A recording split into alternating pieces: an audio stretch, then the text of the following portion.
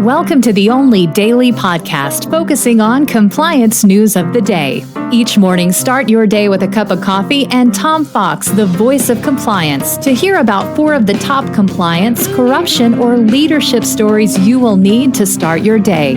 The Daily Compliance News is a production of the Compliance Podcast Network. First, a word from this month's sponsor, Ethico. In the delicate arena of compliance, every conversation matters.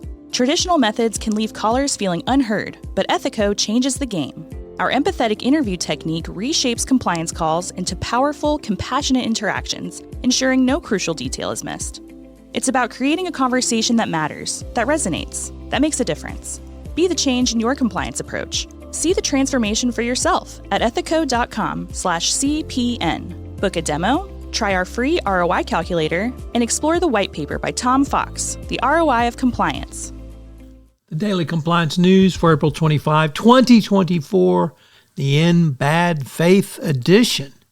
And we begin with that story from the Wall Street Journal, where the president of, or CEO rather, of National Public Radio, NPR, Catherine Meyer, who joined the company in March, came under congressional scrutiny and criticized the whistleblower who wrote an essay making criticism of NPR public. She said it was in bad faith.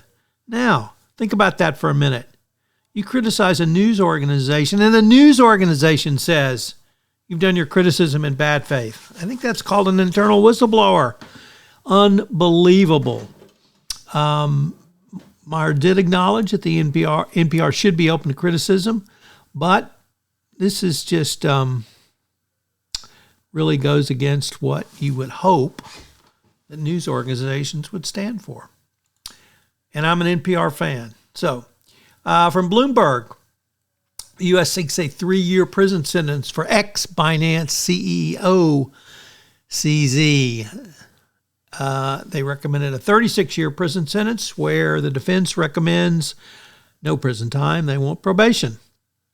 Binance pled guilty to U.S. money laundering and sanctions violations and agreed to $4.3 billion in penalties, as well as oversight from authorities.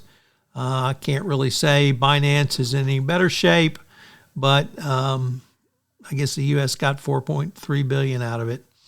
But Binance has pledged to make several changes to its structure and transparency. It's owned by the Chinese. Good luck with that. Next up from CNN, the Russian deputy defense minister was arrested on corruption charges, as he's been charged with taking a bribe in the country's highest profile corruption scandal since President Putin launched the invasion of Russia launched its invasion of Ukraine. Timur Ivanov is suspected of taking a 1 million ruble bribe. Now, that is $10,000. He appeared in court in Moscow in full military garb, and he's being held in a pre-detention center.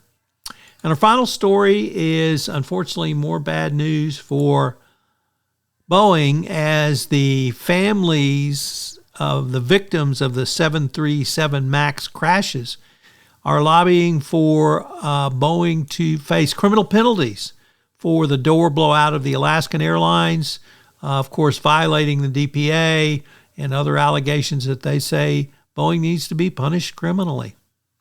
As I mentioned at the start of this podcast, this month's sponsor for the entire Compliance Podcast Network is Ethico.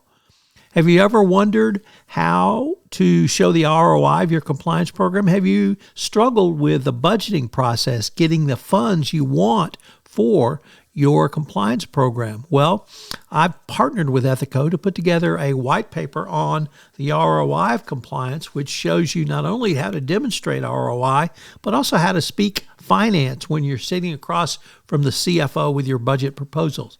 Check out the website and get the white paper.